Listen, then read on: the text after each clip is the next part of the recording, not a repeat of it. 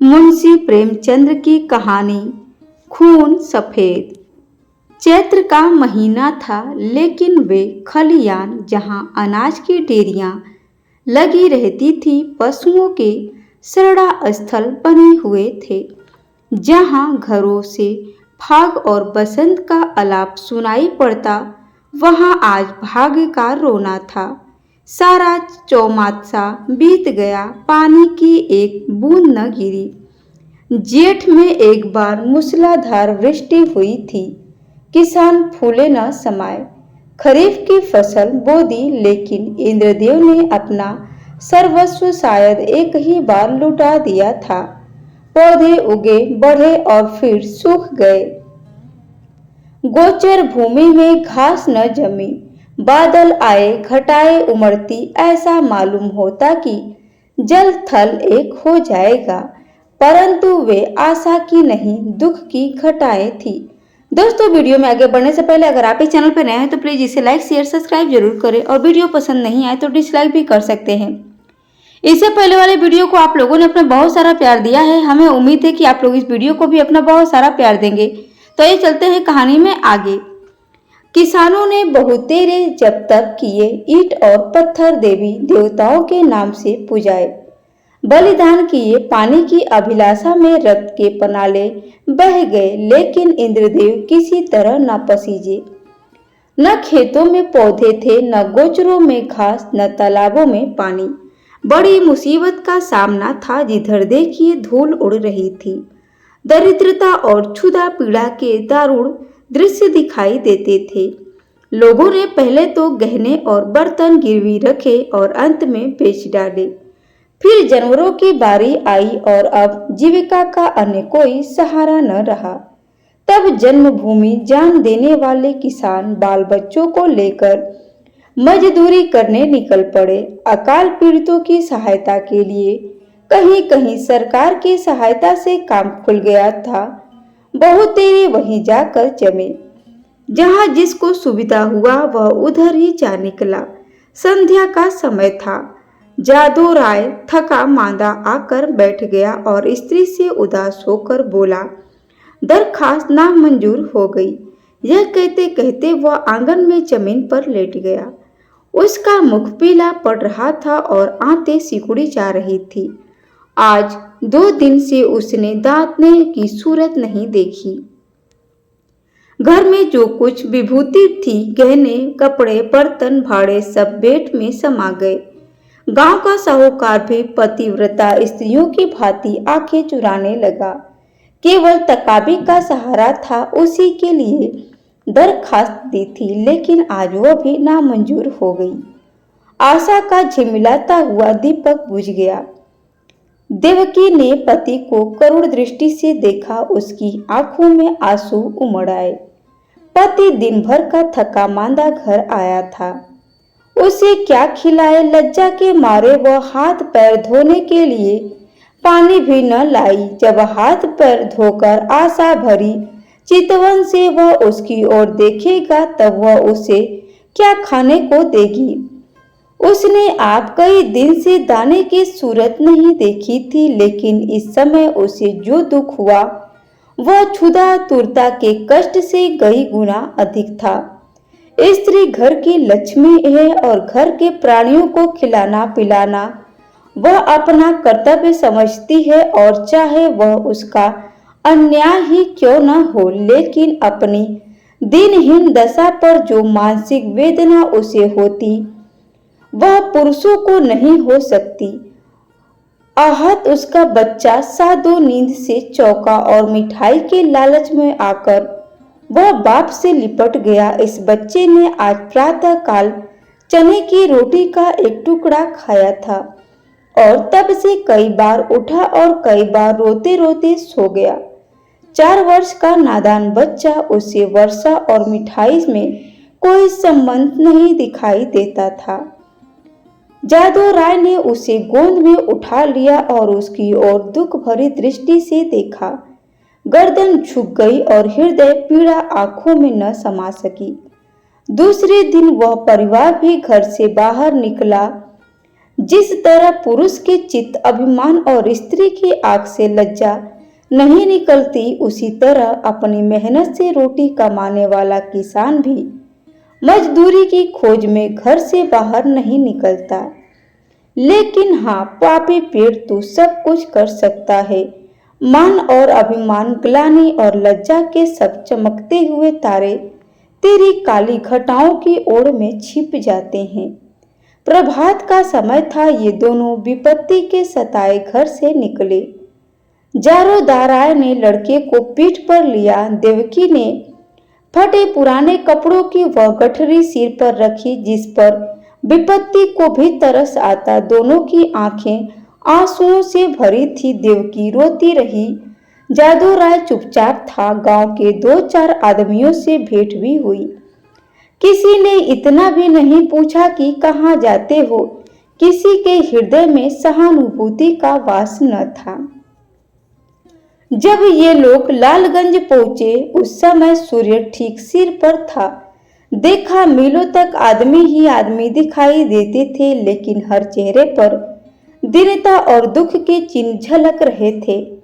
बैसाख की जलती हुई धूप थी। आग के झोंके जोर जोर से हरहराते हुए चल रहे थे। ऐसे समय में हड्डियों के अगणित ढांचे, जिनके शरीर पर किसी प्रकार का कपड़ा न था, मिट्टी खोदने में लगे हुए थे। मानो वह मरघट भूमि थी जहां मुर्दे अपने हाथों अपनी कब्र खोद रहे थे। बूढ़े और जवान, मर्द और बच्चे, सबके सब ऐसे निराश और विवश होकर काम में लगे हुए थे, मानो मृत्यु और भूख उनके सामने बैठी घूर रही है।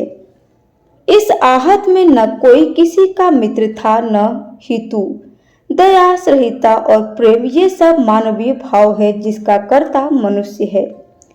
प्रकृति ने हमको केवल एक भाव प्रदान किया है और वह स्वार्थ है। मानवीय भाव बहुधा कपटी मित्रों की भांति हमारा साथ छोड़ देते हैं, पर यह ईश्वर प्रदत्त गुण हमारा गला नहीं छोड़ता। 8 दिन बीत गए थे। संध्या समय काम समाप्त हो चुका था। डेरे से कुछ दूर आम का एक बाग था। वहीं एक पेड़ के नीचे जारोदाय और देवकी बैठी हुई थी। दोनों ऐसे कृश हो रहे थे कि उनकी सूरत नहीं पहचानी जाती थी। अब वह स्वाधीन कृषक नहीं रहे। समय के हेर फेर से आज दोनों मजबूर बने बैठे हैं। जादूराय ने बच्चे को जमीन पर सुला दिया। उसे कई दिन से बुखार आ रहा है। कमल सा चेहरा मुरझा गया है। देवकी ने धीरे से हिलाकर कहा, बेटा आंखें खोलो, देखो सांझ हो गई। साधु ने आंख खोल दी। बुखार उतर गया था। बोला, क्या हम घर आ गए माँ? घर की याद आ गई। देवकी की आंखें डबडबा आई। उसने कहा, नहीं बेटा, तुम अच्छे हो जाओगे तो घर चलेंगे। उठकर देखो कैसा अच्छा बाग है।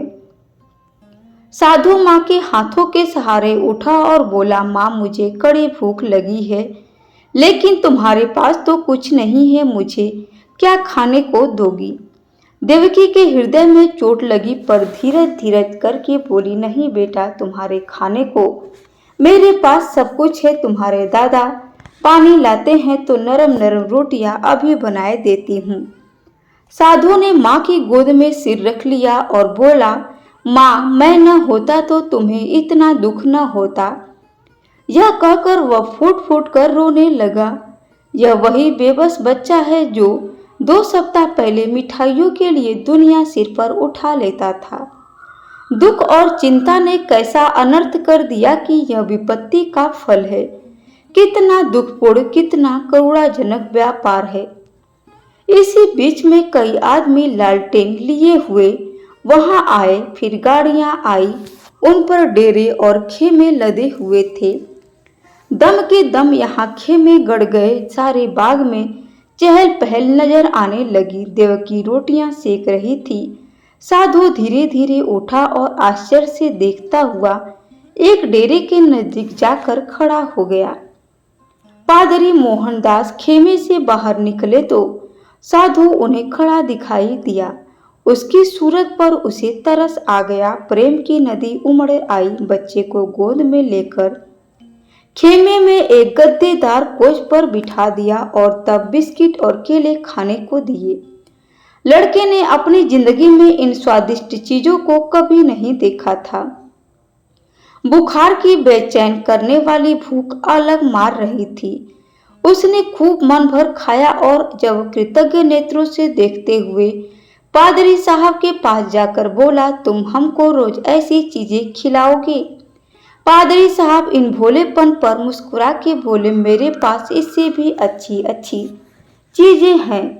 इस पर साधु राय ने कहा, अब मैं रोज तुम्हारे पास आऊंगा। माँ के पास ऐसी अच्छी चीजें कहाँ, वह मुझे रोज चने की रोटियां खिलाती है। उधर देवकी ने रोटियां बनाई और साधु को पुकारने लगी। साधु ने माँ के पास जाकर कहा, मुझे साहब ने अच्छी अच्छी चीजें खाने को दी है। साहब बड़े अच्छे हैं। देवकी ने कहा, मैंने तुम्हारे लिए नरम नरम रोटियां बनाई है, आओ तुम्हें खिलाऊं। साधु बोला, अब मैं न खाऊंगा। साहब कहते थे कि मैं तुम्हें रोज अच्छी अच्छी चीजें खिलाऊंगा। मैं अब उनके साथ वहां रहा करूंगा। माँ ने समझा कि लड़का हंसी कर रहा है। उसे छाती से लगाकर बोली, क्यों बेटा, हमको भूल जाओगे? देखो मैं तुम्हें कितना प्यार करती हूँ।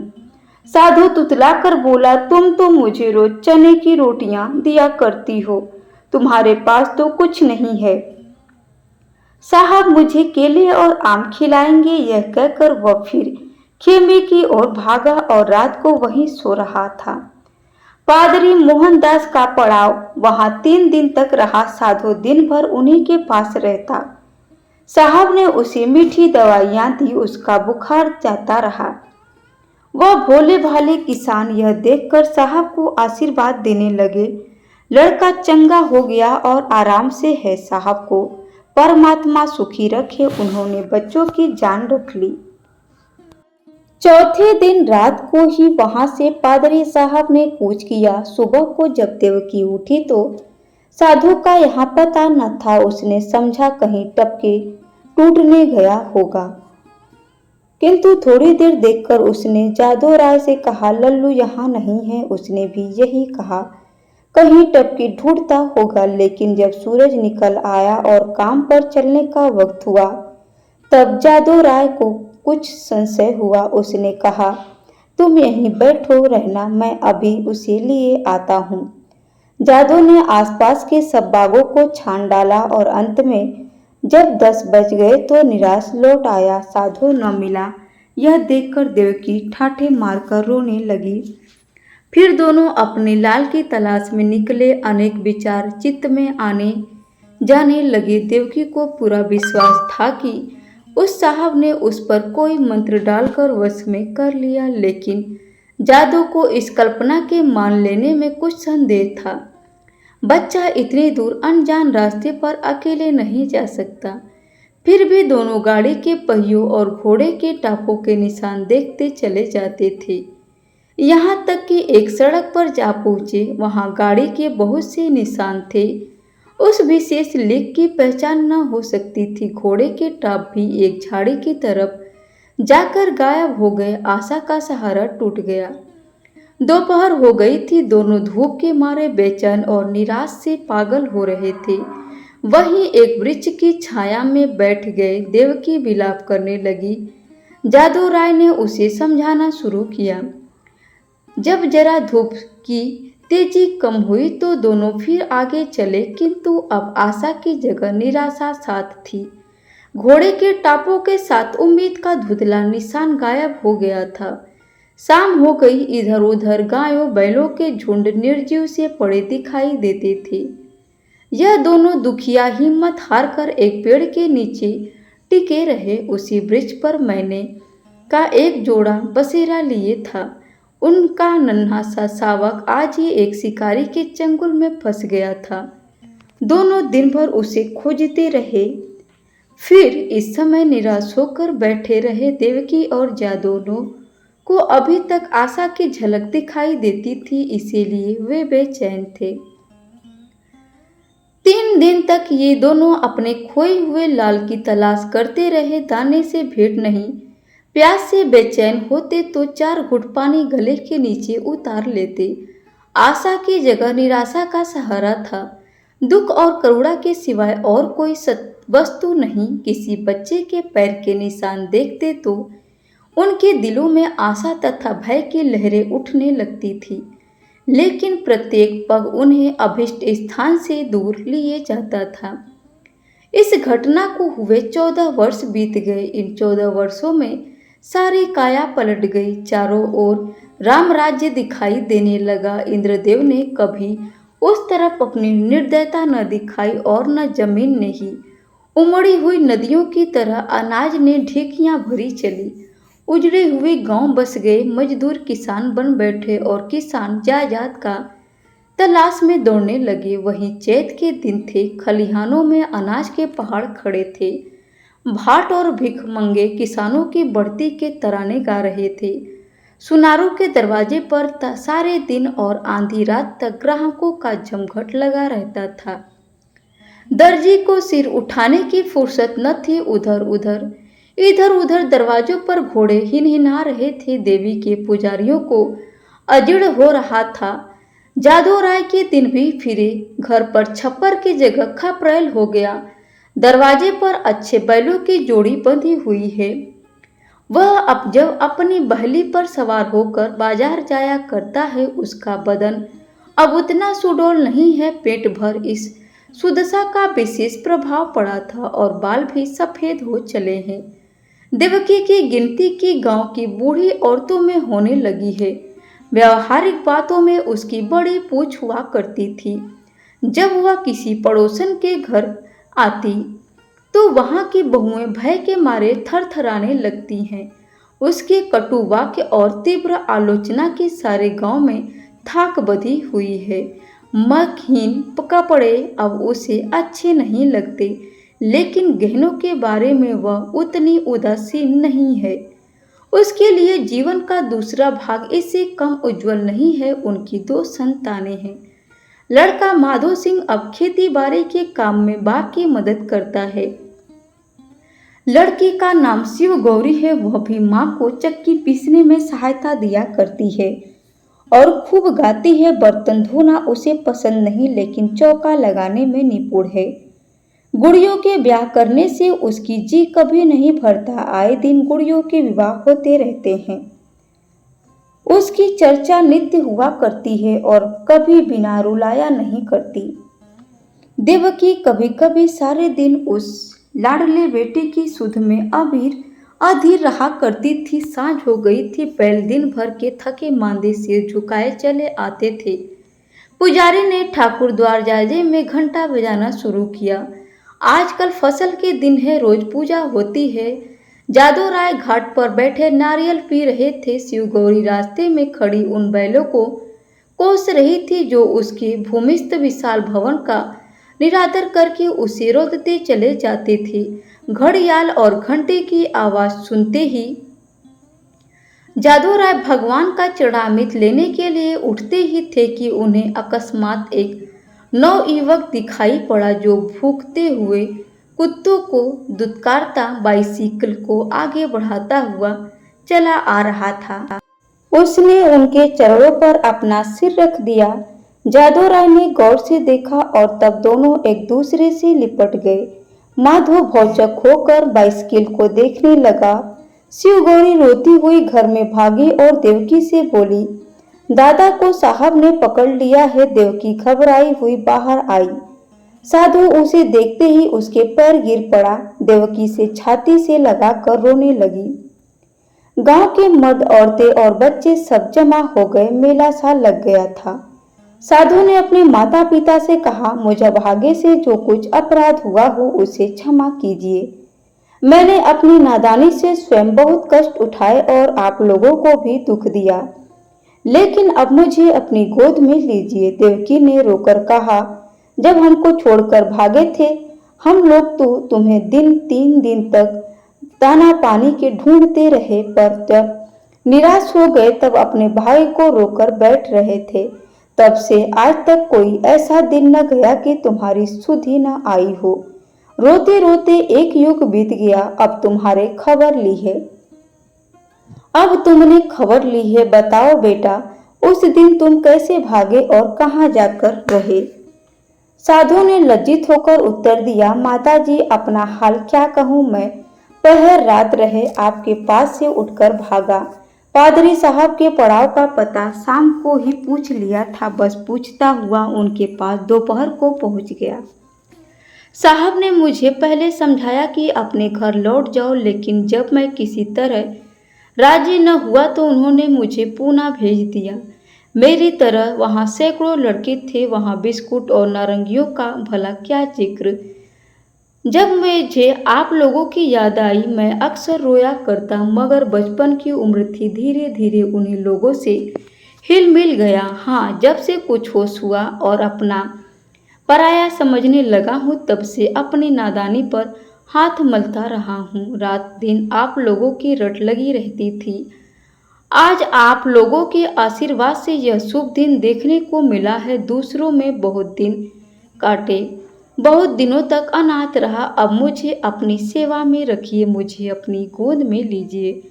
मैं प्रेम का भूखा हूँ, बरसों से मुझे जो सौभाग्य नहीं मिला वह अब दीजिए। गांव के बहुत से बूढ़े जमा थे, उनमें से एक जगत सिंह बोले, तो क्यों बेटा, तुम इतने दिनों तक पादरियों के साथ रहे, उन्होंने तुमको भी पादरी बना लिया होगा।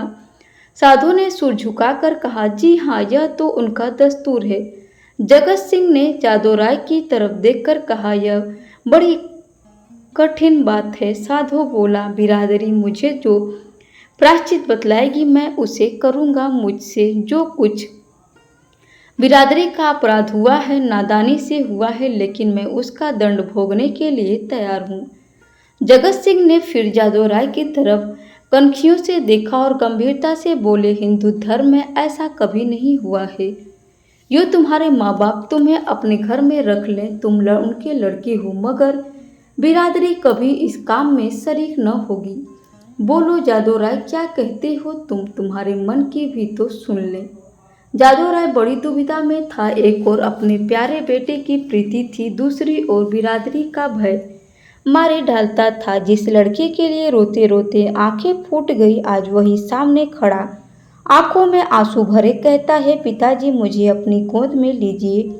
और मैं पत्थर की तरह अचल खड़ा हूँ। शोक, इस निर्दयी भाइयों को किस तरह समझाऊं, क्या करूं क्या न करूं। लेकिन माँ की ममता उमड़ आई। देवकी से रहा न गया, उसने अधीर होकर कहा, मैं अपने घर में रहूंगी और कलेजे से लगाऊंगी। मैं अपने घर में रखूंगी और कलेजे से लगाऊंगी। इतने दिनों के बाद मैंने उसे पाया है, अब उसे नहीं छोड़ सकती। जगत सिंह रुष्ट होकर बोले, चाहे बिरादरी छूट ही क्यों न जाए। देवकी ने भी गर्म होकर जवाब दिया, हाँ, चाहे बिरादरी छूट जाए। लड़के वाले ही के लिए आदमी बिरादरी की आड़ पड़ता है। जब लड़का न रहा तो भला बिरादरी किस काम आएगी। इस पर कई ठाकुर लाल लाल आंखें निकालकर बोले, ठकुराइन ठकुराइन, बिरादरी की तो खूब मर्यादा करती हो। लड़का चाहे किसी रास्ते पर जाए, लेकिन बिरादरी चूक तक न करे। ऐसी बिरादरी कहीं होगी। हम साफ साफ कह देते हैं कि अगर यह लड़का तुम्हारे घर में रहा तो बिरादरी भी बता देगी कि यह क्या कर सकती है। जगत सिंह कभी कभी जादू राय से रुपए उधार लिया करते थे। मधुर स्वर से बोले, भाभी, बिरादरी यह थोड़े ही कहती है कि तुम लड़के को घर से निकाल दो।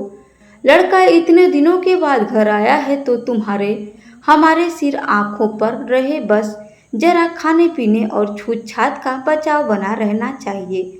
बोलो जादू भाई, अब बिरादरी को कहाँ तक दबाना चाहते हो। जादू राय ने साधु की तरह करुणा भरे नेत्रों से देखकर कहा, बेटा, जहाँ तुमने हमारे साथ इतना सलूक किया है, वहाँ जगत भाई की इतनी कहा और मान लो। साधु ने कुछ तीक्ष्ण शब्दों में कहा, क्या मान लूँ यह कि अपनों में गैर बन कर रहूं, अपनापन सहूं, मिट्टी का घड़ा भी मैंने छूने से अशुद्ध हो जाए, न यह मेरा किया न होगा। इतनी निर्लज्ज नहीं। जादू राय को पुत्र ही यह कठोरता अप्रिय मालूम हुई। वे चाहते थे इस वक्त बिरादरी के लोग जमा हैं, उनके सामने किसी तरह समझौता हो जाए। फिर कौन देखता है कि हम उसे किस तरह रखते हैं। चिढ़कर बोले, इतनी बात तो तुम्हें माननी ही पड़ेगी। साधु राय इस रहस्य को न समझ सका। बाप की इस बात में उसे निष्ठुरता की झलक दिखाई पड़ी। बोला, मैं आपका लड़का हूँ, आपके लड़के की तरह रहूँगा। आपको भक्ति और प्रेम की प्रेरणा मुझे यहाँ तक लाई है।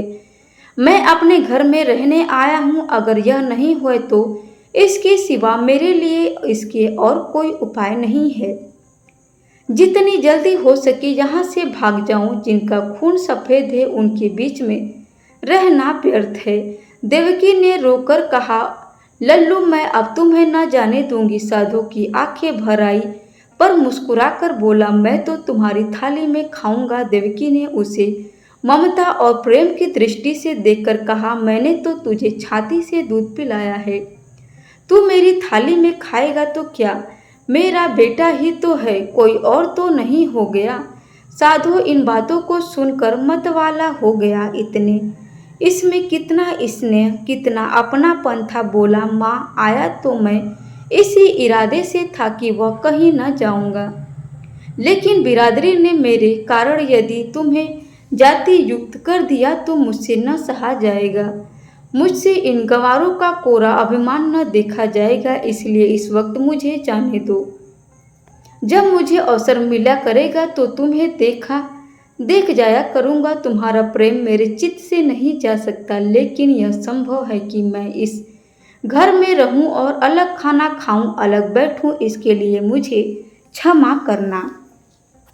देवकी घर में से पानी लाई। साधु मुंह धोने लगा। शिवगौरी ने माँ का इशारा पाया तो डरते डरते साधु के पास गई। साधु को आदरपूर्वक दंडवत की। साधु ने पहले उन दोनों को आश्चर्य से देखा, फिर अपनी माँ को मुस्कुराते देख समझ गया। दोनों लड़कों को छाती से लगा लिया और तीनों भाई बहन प्रेम से हंसने खेलने लगे।